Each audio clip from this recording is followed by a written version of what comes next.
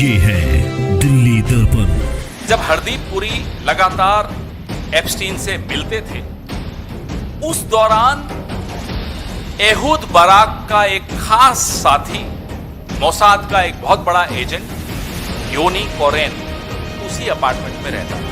हम ये कैसे मान लें कि जेफरी एप्स्टीन हरदीप पुरी, जो कि खुद एक अनधिकृत व्यक्ति था उस वक्त के लिए, सरकार का नुमाइंदा नहीं था, मोसाद के एजेंट से मिलकर क्या तय करता था वो तो आज भी आपको दिखेगा। जब इजराइल जा रहे हैं प्रधानमंत्री, क्या तय करता था वो तो आपको इजराइल पिछली बार जब गए तब भी पता चल गया।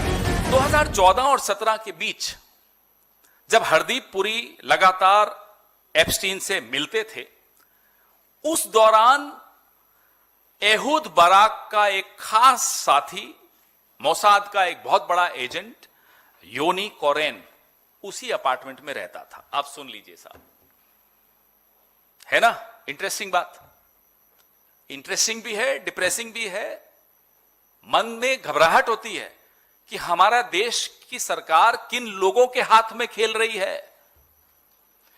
2014 से 17 में, इंग्लिश में भी दोहराता हूं, between 2014 and 17 when Hardeep Puri was hobnobbing with Jeffrey Epstein, Ehud Barak's chief aide Yoni Koren lived in this apartment, the same apartment of Jeffrey Epstein, 13 times, 13 बार, कई दिनों के लिए, हफ्तों के लिए, महीनों के लिए, 13 बार।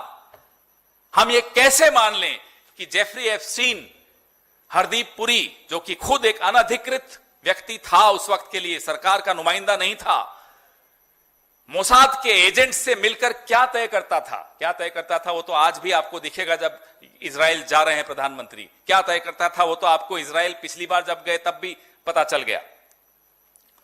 योनी कोरेन बहुत बड़ा एजेंट माना जाता था, वो नहीं है दुनिया में। उसके बारे में एहूद बाराक लिखते हैं, a talented intelligence officer with endless loyalty to the role, the IDF and the state. एक कॉन्फिडेंशियल ह्यूमन सोर्स ने, जिसको सीएचएस कहते हैं, एफबीआई को बताया, Epstein was close to the former prime minister of Israel Ehud Barak and trained as a spy under him.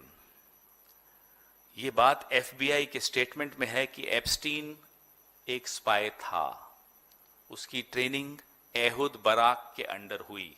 मैं 2-3 बार दोहराऊंगा क्योंकि ये समझ लेना चाहिए हमें।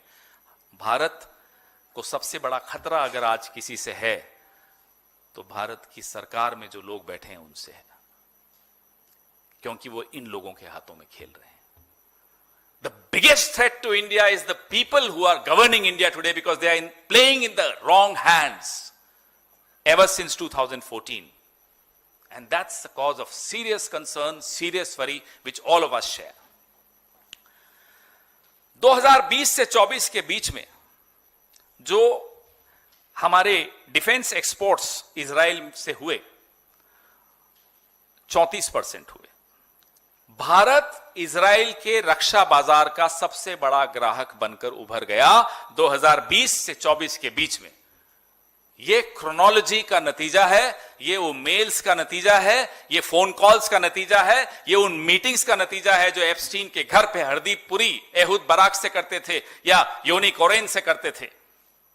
ये उन मीटिंग्स का नतीजा है जो अनिल अंबानी वहां अमेरिका में या फ्रांस में या कहीं भी जाकर करते हो इन सब लोगों से, और यहां आकर दिल्ली में किससे मिलते थे आपको मालूम है। यह नतीजा है। भारत का पैसा, भारत का टैक्स पेयर का पैसा कहां खर्च होगा, हथियारों में, किन हथियारों में, कहां से खरीदने हैं, किसको तय करना चाहिए आप बताइए। भारत की सरकार को, विशेषज्ञों को, ब्यूरोक्रेसी को, ऑफिसर्स को। कौन तय कर रहा था? एप्स्टीन।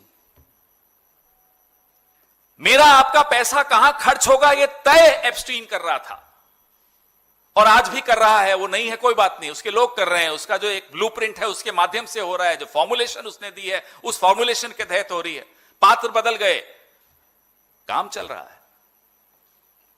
लेटेस्ट खबरों के लिए सब्सक्राइब करें हमारा YouTube चैनल या फिर लॉग ऑन करें www.delhidarpantv.com। खबरों की कवरेज और विज्ञापनों के लिए संपर्क करें।